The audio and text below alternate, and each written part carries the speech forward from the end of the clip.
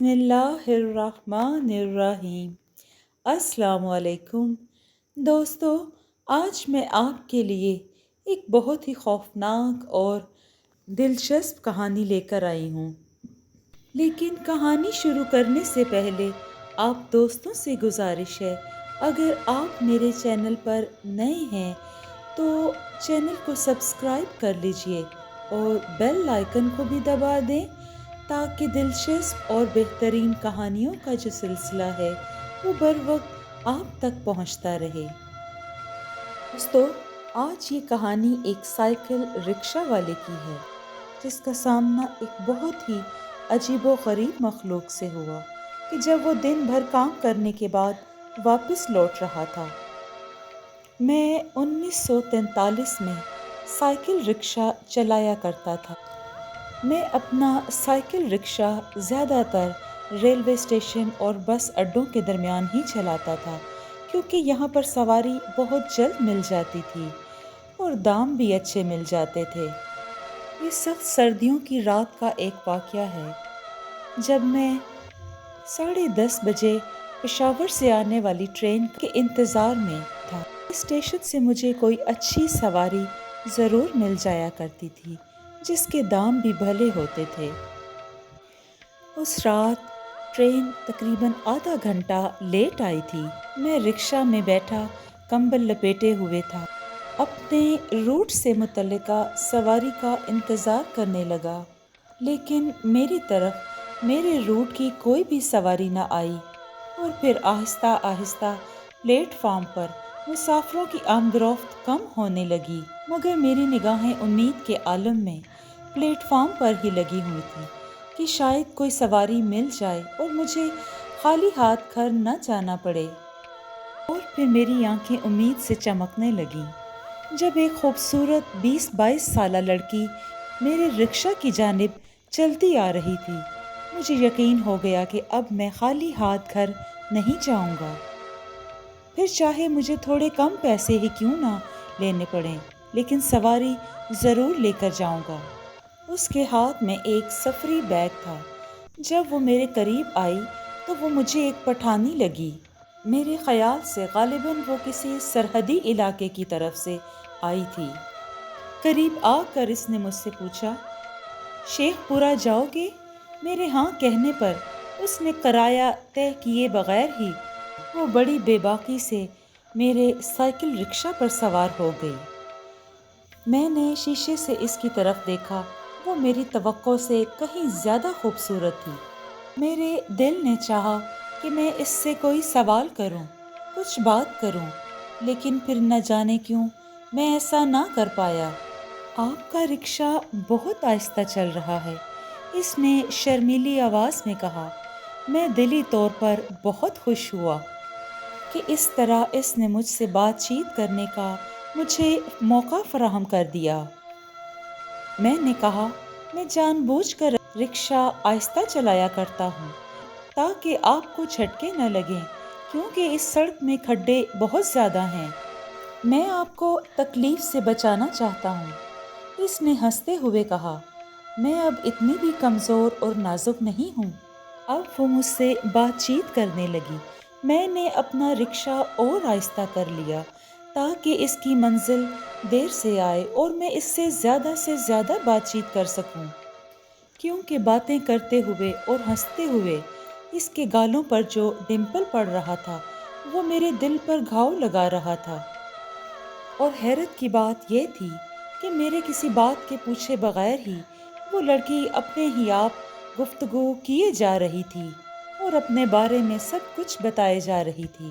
اس نے مجھے بتایا کہ وہ شیخ پورہ میں ایک گورنمنٹ کلرک کی بیوی بن کر یہاں آئی ہے۔ میں یہاں اکیلی ہوتی ہوں اور میرا خاوند جلندھر میں اپنی ڈیوٹی کر رہا ہوتا ہے۔ اس نے انگڑائی لیتے ہوئے بڑی نشیلی نگاہوں سے مجھے دیکھا۔ لڑکی کے اس انداز پر میرے اندر چھپا شیطان مجھے اس بات پر اکسانے لگا کہ میں اس کی طرف سے بڑھتی ہوئی بے تکلفی سے فائدہ اٹھاتے ہوئے اسے اپنی ہوس کا نشانہ بنا لوں۔ میرا دل بار بار کہہ رہا تھا کہ میرے لیے یہ بہت آسان ہدف ہے، میں بنا کسی مشکل کے اس کو اپنی ہوس کا نشانہ بنا سکتا ہوں، جہاں مجھے یہ اقرار کرنے میں کوئی شرم نہیں کہ یہاں میں اپنی ذلت کا دیرینہ شکار تھا، اور میں یہ گھناؤنا کھیل اپنی خوبصورت بیوی ہونے کے باوجود چوری چھپے انجام دیتا رہا۔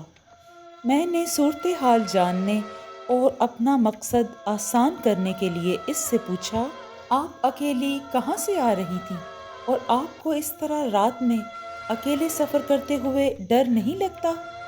میں اپنی بیماری کی وجہ سے اپنے گھر گئی تھی اور اب تنہا سفر کرنے سے کیا ڈرنا جب زندگی تنہا ہی گزارنی ہے۔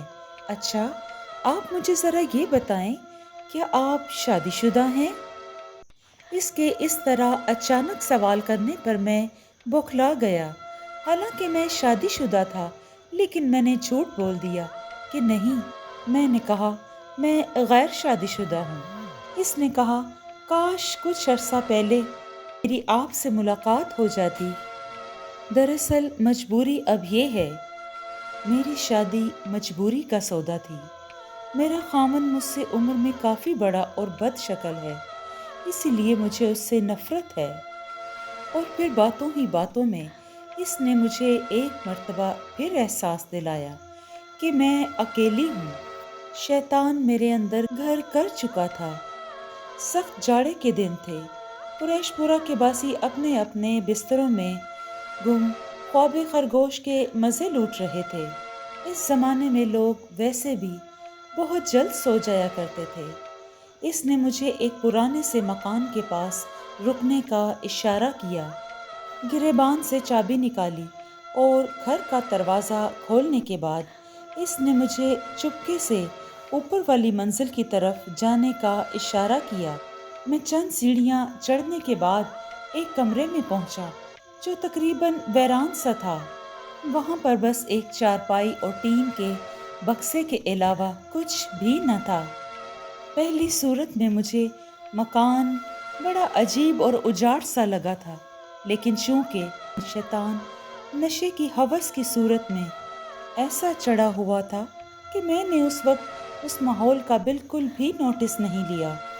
اس نے مجھے اس شیطانی چارپائی پر لیٹنے کے بعد ایک انگڑائی لیتے ہوئے کہا، رکو، میں ابھی تیار ہو کے آتی ہوں، اور ہاں، تم اس وقت تک آنکھیں بند رکھنا کہ جب تک میں تمہاری باہوں میں نہیں آ جاتی۔ اس کی بات مان کر میں نے فوراً ہی اپنی آنکھیں بند کر لی۔ میں آنکھیں بند کیے اس کا انتظار کر رہا تھا کہ اچانک ہی اس نے آ کر مجھے اپنے بازوؤں میں جکڑ لیا۔ لیکن جلد ہی پھر میری ناک سے انتہائی گندی بدبو ٹکرائی۔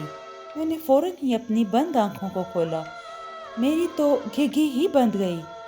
میری آنکھوں کے سامنے اب وہ خوبصورت چہرے والی لڑکی نہیں تھی، بلکہ اس کی جگہ ایک انتہائی عمر رسیدہ بڑھیا تھی، جس کا کرہ چہرہ جھریوں سے بھرا ہوا تھا اور وہ اپنی سرخ لال آنکھوں سے مجھے گھور رہی تھی۔ اس کے منہ سے نیلے رنگ کا ایک پیپ مائل لعاب نکل رہا تھا۔ اس نے مجھے ایسے بھینچا ہوا تھا کہ مجھے یوں لگا کہ اب میری جان ہی نکل جائے گی۔ اس وقت مجھے جتنی صورتیں اور کلمے آتے تھے، میں نے سب کے سب باواضح بلند پڑھنے شروع کر دیے کہ آہستہ آہستہ اس چڑیل نما بلا نے مجھے اپنے شکنجے سے آزاد کیا۔ میں الٹے پاؤں سیڑھیوں سے نیچے بھاگتا ہوا گیا۔ مجھے معلوم ہو رہا تھا کہ چڑیل میرا پیچھا کرتے ہوئے نیچے تک آ گئی ہے۔ میں ہانپتا کانپتا کسی طرح اس گھر سے باہر نکل گیا اور بے دم بے ہوش ہو کر گر گیا۔ مجھے ہوش اس وقت آیا جب کسی نے میرے منہ پر پانی کے چھینٹے مارے تھے۔ میں نے دیکھا کہ میرے ارد گرد خاصے لوگ جمع تھے۔ میں نے انہیں گھما پھرا کر اس چڑیل اور اس مکان کے بارے میں بتایا۔ وہاں موجود ایک بڑے میاں نے کہا، ارے، تو پاگل تو نہیں ہو گیا ہے؟ یہ مکان تو بڑے عرصے سے ویران اور بند پڑا ہوا ہے۔ اس کی ملکیت کے لیے 2 پارٹیوں میں عدالت میں مقدمہ بھی چل رہا ہے۔